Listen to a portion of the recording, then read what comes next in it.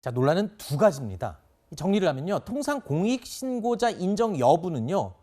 60일 정도, 그러니까 2달 정도가 걸리는 게 통상적인데 이번에는요. 그 검토 기간이 단 5일밖에 되지 않았다는 점입니다. 그야말로 전광석화 같은 판단이 내려졌다 이렇게 볼 수 있는 부분이고요. 여기에다가 언론에 이미 공개됐거나 거짓인 경우 이 사실관계 확인을 중단하도록 되어 있는 공익신고자 보호법을 이 부분이 위반을 한 것이다 라고 지금 지적을 하고 있는 건데 어떻게 됐습니까? 이거 변호사님이 보시기에는 공익신고자 보호법에 저촉이 되는 부분은 확인이 됩니까? 보입니까? 어떻게? 아니 근데 저는 저촉까지는 아니라고 봐요. 그게 왜냐하면은 네. 언론 매체를 통해서 공개된 내용인 경우에 다른 증거가 없는 경우에는 조사를 중단할 수 있다 이런 조항이 있기는 한데 네. 아직 저 신고 내용이 진실인지 거짓인지 다른 증거가 있는 것인지 우리는 판단을 할 수가 없거든요.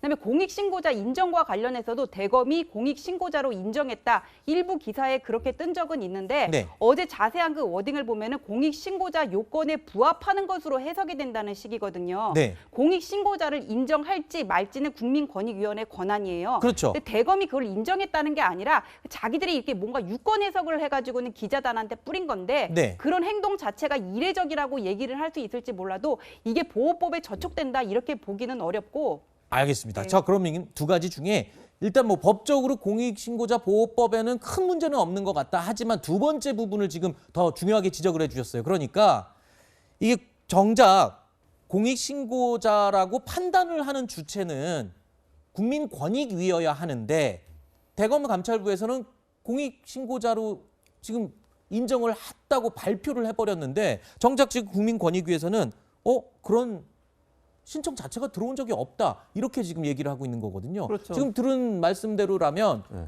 공익신고자라고 판단을 꼭 권익위가 해야 되는데 대검 감찰부가 저렇게 임의적으로 할 수 있는 건가요? 그러니까 최종 판단을 지금 전지현 변호사 얘기를 설명을 잘 했듯이 네. 기본적으로 그런 요건을 갖추고 있는 걸 유권 해석을 한 거고 네. 최종 판단은 국민권익위가 하는 거예요. 네. 그러니까 지금 상황에서는 이 사람이 공익제보인지 아닌지를 우리는 판단할 수 없는 거잖아요. 근데 대검에서는 본인들이 자료를 갖고 있으니까 아마 1차적으로 본인들이 그렇게 이제 유권 해석을 한 것 같아요. 네. 그렇다 하더라도 최종 판단은 국민권익위가 하는 거죠. 그럼 권익위가 최종 판단을 하지 않았으면 아직은 공익제보자가 아닌 거 아닌가요? 그거는 이렇게 생각하시면 돼요. 예를 네. 들어서 공익제보자인지 좀 애매해요. 네. 근데 지금 아까 조수진 의원이 얘기한 것처럼 공익제보자인지 여부를 확인하는데 좀 시간이 걸립니다. 네. 근데 그 사이에 공개가 되면 어떻게 될까요? 아하.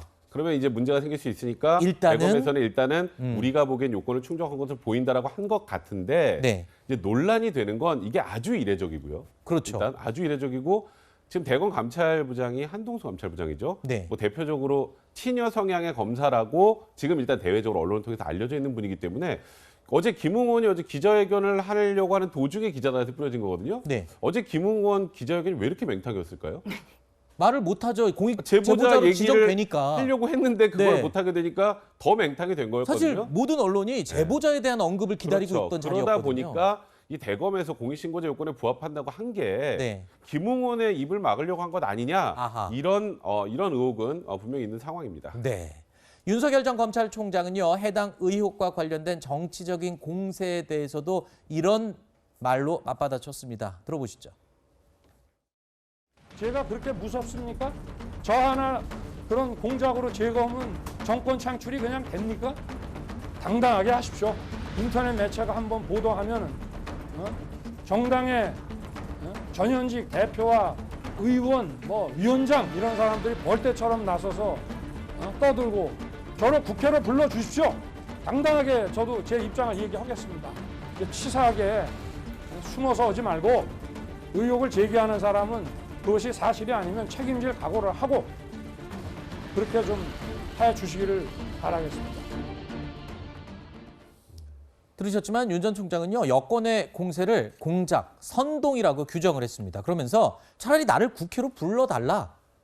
그래서 거기서 제대로 할 말을 다 하겠다. 만약 사실이 아닌 게 드러나면 책임질 각오까지 하라고 아주 강하게 얘기를 하거든요. 그러니까 지금까지 윤석열 후보가 이와 관련해서 아까 말씀하셨던 것처럼 약간 로우키 입장이었는데 네. 어제 오전에 상황이 좀 급변을 했고요. 그러니까 김웅원의 해명이 별로 신통치 않은 상황이어서 그리고 여권은 누굴 공격하나요? 김웅원 공격하나요? 전부 다 윤석열 후보를 그렇죠. 공격하게 돼 있습니다. 지금 상황에서. 그런데 조금 더 침묵하면 이거는 사실상 시인하는 게 아니냐라고 사람들이 오해할 수 있고 네. 그래서 이제 윤 후보가 이 부분에 대해서 굉장히 강력하게 나선 건데 이에 대해서 뭐 옳다 그르다 얘기는 여러 있습니다만 윤 후보를 지지하는 측에서는 이런 얘기를 하더라고요. 오랜만에 과거 검찰총장의 모습을 본 것 같다. 아하, 원래 그러니까 캐릭터를 본 것 같다. 원래 캐릭터를 본 것 같다. 아하. 그러니까 지금 상황에서 나 국회로 불러라. 그리고 책임질 사람 이거 사실 아니면 책임져라라고 하는 게 어찌 보면 좀 당당한 모습으로 비춰질 수 있어서 그런 면에서는 어제 윤 후보의 저 기자회견은 윤 후보 입장에서 보면 꽤 성공적이 아니었나 싶습니다. 오히려 네. 적절한 타이밍에 적절한 캐릭터를 드러낸 것이다. 자, 윤 전 총장의 어제 기자회견에 여권의 반응은 그럼 어떤지도 한번 들어보겠습니다. 국회로 불러달라 이렇게 이야기를 했는데 국회는 이 윤석열 후보를 무서워하지 않습니다. 그런데 윤석열 후보는 국회를 우습게 보는 것 같습니다. 때가 되면 다 부를 테니 보채지 마시기 바랍니다. 수사기관에 대해서도 거듭 촉구합니다. 대검 감찰부는 제보자의 휴대폰 등을 분석하고 손 검사의 PC 포렌식 작업도 진행하고 있다고 합니다. 윤석열 검찰의 정치 공작, 선거 개입, 국기문란 역시 국민께서 좌시하지 않을 것입니다. 부를 때 되면 다 부르겠다. 이렇게 얘기를 하면서 들의 이 국민들을 가지고 협박한 거 아니냐. 이렇게 지금 다시 되받아치고 있네요. 저기 윤호중 의원 그 워딩 중에서 윤석열 검찰의 뭐 선거 개입, 그다음에 정치 공작, 국민께서 좌시하지 않을 거다 그렇게 얘기를 했잖아요. 이거를 조사를 해보고 나서 얘기를 하자 그래야지 그렇게 단정하고 저렇게 얘기를 하시면 어떡해요? 실체가 전혀 안 나온 상황에서. 예, 그리고 윤석열 총장 보고 자꾸 화낸다고 얘기를 하는데 저도 그런 얘기 많이 듣거든요. 근데 왜 화내는 사람이 잘못이에요? 화내게 하는 사람들이 더 잘못인 거지? 네. 그다음에 무슨 국민 앞에 겸손하라 이렇게 얘기를 하는데 아니 그러면은 윤석열 총장은 지금 겸손하지 않은 거고 실체가 드러나지 않은 사실관계를 가지고 정치 공작이라고 몰아붙이는 거는 국민 앞에 겸손한 거냐고요. 네. 그다음에 거친이 어쩌니 하는데 저렇게 내가 억울해서 해명을 하는 것보다 마음대로 정치 공작이니 하면서 갖다 붙이는 게 더 거친 거 아닌가요? 네. 왜 본질을 왜곡하고 그 메신저를 공격하는지 이해가 안 되거든요. 네, 최 교수님. 네. 최 교수님 얘기도 들어보겠습니다. 일단 저는 윤 총장의 그 본인의 억울함을 표현하는 방식이라고 하는 게 그렇게 좋게 보이지 않았어요. 저는 개인적으로. 격앙된 모습이. 네. 그냥 왜냐하면 이게 검찰총장 때는 그럴 수 있어요. 그러나 네. 이제 대통령 후보는 국민들이 볼 때 그런 부분에서 그렇게 좋게 보이지 않을 거라고 저는 보거든요. 네. 그러니까 논리적으로 본인의 뭐 부당함, 본인이 당하고 있는 것에 대한 부당함을 설명하는 건 좋은데 너무 격앙된 모습을 보이면 저분이 대통령으로서의 모습일까에 대해서 의문이 있을 거라는 생각이 들고. 그럼 이재명 지사가 격앙된 모습을 보인 거에 대해서? 그러니까 저는 그러니까 이재명 지사도 요즘은 최근에 많이 바뀌었어요. 아, 그러니까 네. 저런 모습을 잘 안 보이려고 그래요. 네. 최근에 왜 그러겠습니까? 본인이 예전에 대선 나왔을 때 그런 모습이 본인한테 별로 도움이 안 된다고 판단해서 저는 바꿨다고 생각해요. 그래서 네.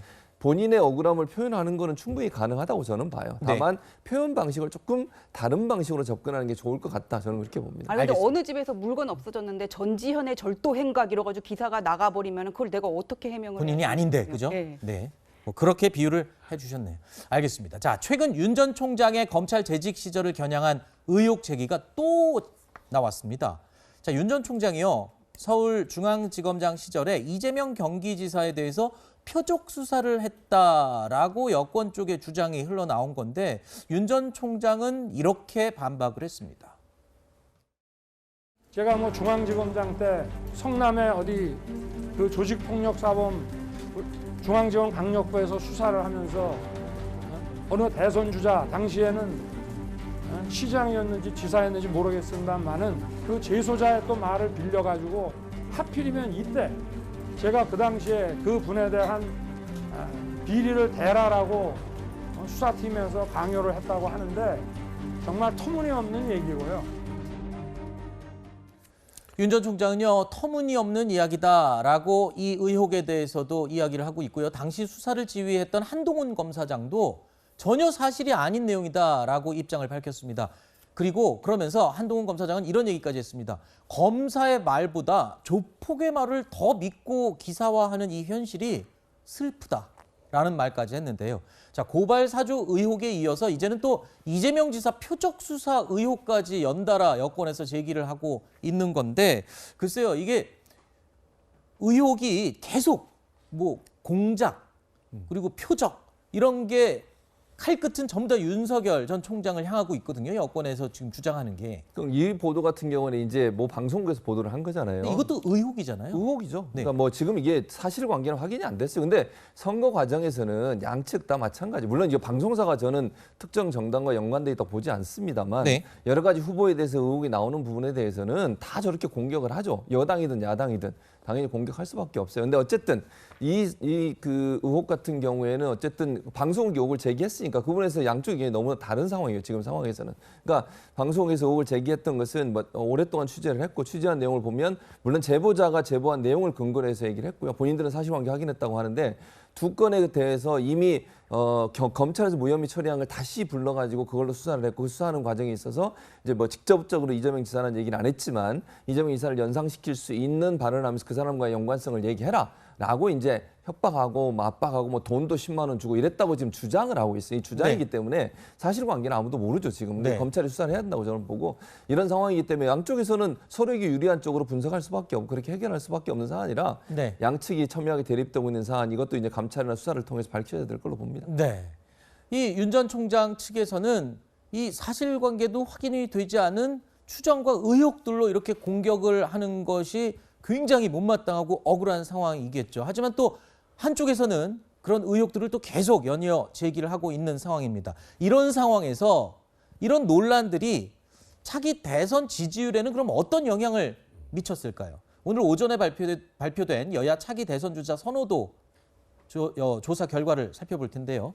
이재명 지사와 윤 전 총장의 양자 대결에서는 이재명 지사가 38%, 그리고 윤 전 총장이 39.6%로 나타났고요. 이재명 지사와 홍준표 의원의 양자 대결에서는 이재명 지사가 37.4%, 홍준표 의원이 33.4%로 조사됐습니다.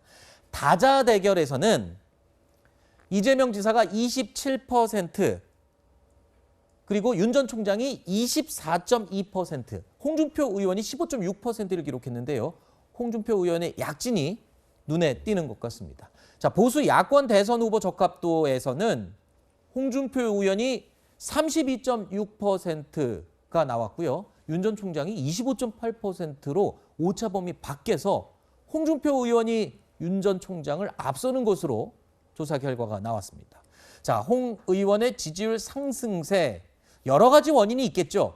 윤 전 총장이 최근에 각종 공세를 받으면서 주춤하고 있는 것, 이런 부분들이 반영이 좀 많이 된 것도 있겠고, 또 최근에 이야기가 많이 됐던 역선택, 뭐 이런 것들도 반영이 된 것 같고요. 어떻게 보십니까? 근데 저는 저 여론조사표를 가지고는 윤석열 총장이 공세를 받아서 지지율이 주춤하다 이렇게 결론을 내리는 건 너무 성급한 것 같아요. 네. 조사 일시가 9월 6일, 7일이잖아요. 네. 윤석열 총장이 기자회견을 한 건 어제 8일이었거든요. 네네. 그러니까 이번 사주 논란이 어떻게 영향을 미칠지는 좀 더 추이를 지켜보아야 될 것 같고, 네. 그리고 주춤하다는 것과 관련해서도 아까 양자 대결 그 표를 보여주셨는데 이재명 지사 38이고 윤석열 총장이 39.6이거든요. 네. 더 앞서고 있단 말이에요. 네. 근데 여기서 이제 주목할 부분은 홍준표 후보인데 여야 같이 놓고 할 때는 이게 윤석열 총장보다 아래인데 보수 야권 대선 주자 적합도에서는 또 윤석열 총장을 누르고 있거든요. 네. 그럼 오차 이걸로- 범위 내에서. 예, 오차 범위 내에서 누르고 있는데 그럼 이거를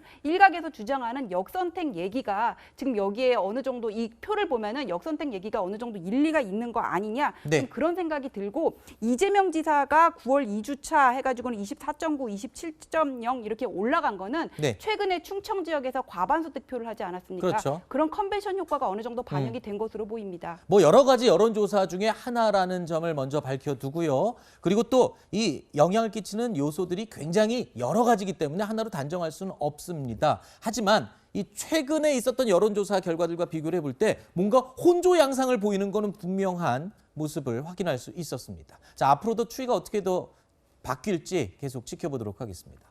저희가 준비한 두 번째 Q&A로 계속 이어가겠습니다. 확인해 보시죠.